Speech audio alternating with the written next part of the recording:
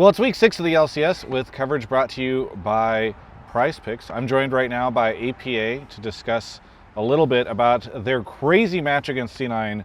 Was it fun for you that I went to 3 games, or would you have rather just get it over with than 2? It was fun. I was not so happy with my game 1 performance. I don't know how much they're going to release in the comments, but I was actually just apologizing to my team after game 1 because I actually felt really bad for, like, I just had made a couple plays where I'm just like, wow, what the fuck am I doing? Yeah. But I mean, the series itself was fun. They're a good team. I mean, they're the best team we've faced so far. So, yeah, like, it was a fun series. I think in game 1, JoJo typed in all chat, remember how this matchup went in scrims? What was that a reference to? So, I think in scrims, my matchups with JoJo we're both very aggressive players. Okay. And in scrims, we're both even more aggressive. Okay. So sometimes one person gets egregiously shit on super hard. And to be honest, I don't remember because we haven't scrimmed them in like 2 weeks because we're prepping for this match. But I'm sure I probably just was down like 50 CS, like solo quit 3 times or something. That's so funny. Is he your favorite player to lane against, or is it least favorite? I don't know how that works. He's the most frustrating player to lane against because he's good, but he also plays extremely aggressive. Yeah. And then he's very good mechanically. So if you make a mistake, he's going to punish that because he's obviously playing very aggressive. Yeah. But then it's like a double-edged sword because he's playing so aggressive, he might just randomly die and you're like, what the fuck are you doing? Do you think you and him are the 2 best mid laners in the league right now? I think so. I think we're also just on the 2 best teams. Like I think like the other 2 that instantly come to mind is Quad and Quid. But I think they're just on, like, Quid more so than Quad. But I think they're just on worse teams, so it's easier for us to, in a sense, like, shine or do better. Because we just have better surrounding members. Yeah. All right, so you went 3 games. The end of the first game, I know you said you didn't feel like you played very well, but it also was strange because I was getting ready to tweet out something about, like, oh, you guys only need 1 more game to, like, probably complete the undefeated streak. And then, like, a team fight happens, you guys just lose, and I'm like, okay, they need 2 more games to complete an undefeated streak. So, yeah, I mean, what went wrong with that team fight, or why did it all come down to, like, that one little fight? Well, that last, like, 5 minutes of that game was always going to come down to one fight. That was just the way it was being played out. I think I just saw JoJo on mid lane, and I knew his teammate wasn't with him, so I TP'd on, like, a flank ward. But then as I TP'd, instantly, like, 4 people appeared on that ward. So, I mean, yeah, I just completely inted it, to be honest. I baited Umpty as well to die. So, yeah, just my bad. I did it. Was there, because I was worried that with a match like that it might be hard for you to clear your head for, like, with a game like that, it might be hard for you to clear your head for the second game. But then you guys came out so hard in the second game and just, like, stomped them. Yeah. You know, how did you recover from that, or what let you reset for game 2? I just, like, I didn't meditate, but I just, like, thought to myself, like, what went wrong with that game?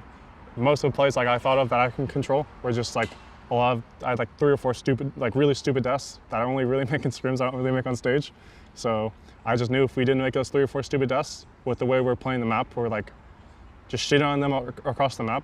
So just needed to not make dumb deaths. And then game 2, I had 0 deaths, so it was free game. Yeah. All right, so free game indeed is how that one went. Third game was, I feel like, super intense for a while, and then at some point in time, even though gold was even, and even though kills were even, I guess you guys were just able to get Baron, and then after that, it did not feel like it was that close, even though statistically it felt like everything was super good. Was that the comp taking over, or were you guys just able to outplay them in the late game? I think both. I think their comp was very early game focused. Yeah. And the way we played our lane swaps was just, like, pretty much just to nullify them. Like, we didn't get lead, but they didn't get lead. I think they need to get lead to end that game early because there's a full AD team bump. And then I think we're specifically Umpty. He's just, like, the best tank player in the LCS. That's why you see like Sejuani Maokai ban versus him all the time. I don't know why we got them this series, but I don't know why they opted into, like, the tank versus tank jungle matchup trade, because I think Blabber's better at the mages and we're better at the tanks. So I think it was just both. Like, we're better at our team comp because we played it so much in scrims, and then just, like, we outscaled them. Yeah. All right, so Steve at the beginning of the split, I think I might have even referenced this in an interview with you or maybe on Hotline Yeah, League or I something. remember. He said you guys were going to go undefeated. All right, so you've done it except for you have one more match. What, or how confident are you that you're going to end undefeated? Not as confident. Really? Because the only reason is Energy is like the only team that constantly shits specifically on me. Oh, really? Okay. Like last spring, they 2-0 us in regular season, and we didn't get to face them in playoffs. Yeah. And then obviously last summer, they shit on us twice in playoffs. So, I'm not going into it like it's a free win. I know they're not doing the most hot right now. Yeah. But I still, like you said, going undefeated would be really cool. Yeah. So I want to fully focus on that match coming in next week. Yeah.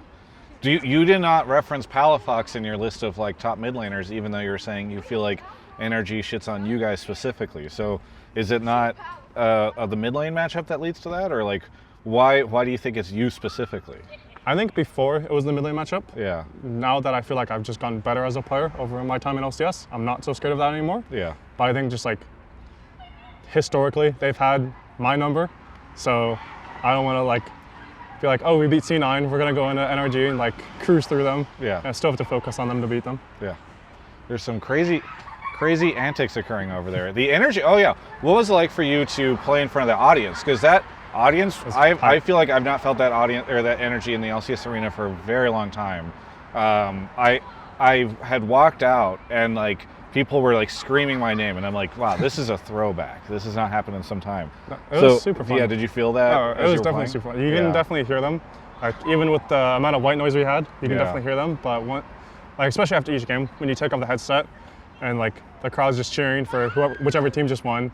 After C9 beat us, they're like, C9, and we're like, fuck, we're this shit. Yeah. Then we stomped them, and then game 3, obviously after we won, it was super hype. Yeah. It was definitely the most hype crowd in this arena, other than the LCS finals that happened last spring. Yeah. Yeah, it was really cool to see the turnout. I love that you guys both went or were undefeated going into this. What is your measure of C9 now that you've finished that game? Because I think there were a lot of people who were not sure. I think you guys were favored a little bit more in terms of people's mind, but they also felt like C9 did really well. I was talking to somebody last night who was saying like in scrims, like C9 just destroys a lot of people. So I don't know, did you expect it to go this way, and what is your measure of C9 afterwards?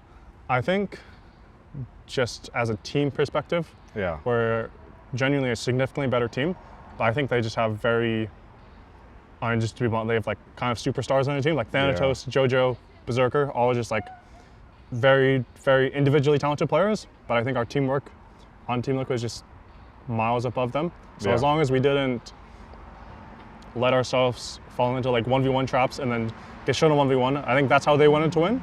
So, I mean, like you can see it in game 3, that's why we kept lane swapping just to nullify them. Like we didn't even want to opt into that, and we knew we would win slowly. Yeah. Do you feel like that will give you an edge as you go off and face more competitive teams? I mean, I know you've done 2 international events already this year, but like, I do wonder if the fact that, because when you go internationally, you're facing against all these like rock stars in every lane. And it sounds like, when you look at C9, you're like, okay, they've got amazing players, but we can just outmaneuver them as a team. Is that the type of thing that you think could lead to international success? Yes and no. I think, we'll just bring out like T1. I think T1 has just better players than C9 does. So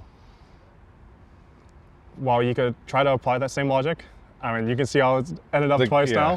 Where even though we've had close series, we've still lost. So like you can apply that logic, but the international teams are always just like super insane at teamwork as well. Yeah. So you can't just edge them out in that regard. Yeah, that makes sense. All right, well, I know we've talked for a while. Is there anything you want to say to any of the fans out there? Just thank you for supporting us a split. I think the support for all our players has been great. We keep trying hard and we keep improving throughout scrims, and then we're looking forward to playoffs and hopefully Worlds. Yeah, awesome. Thank you so much for the interview. For everyone else, you can check out the rest of my coverage of all things LCS right here on my YouTube channel.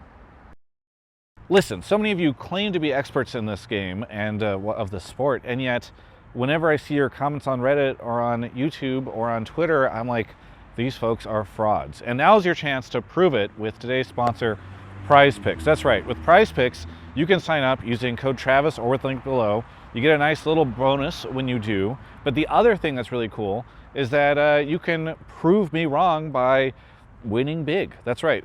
If you can do so responsibly, you should check this out. Make your picks.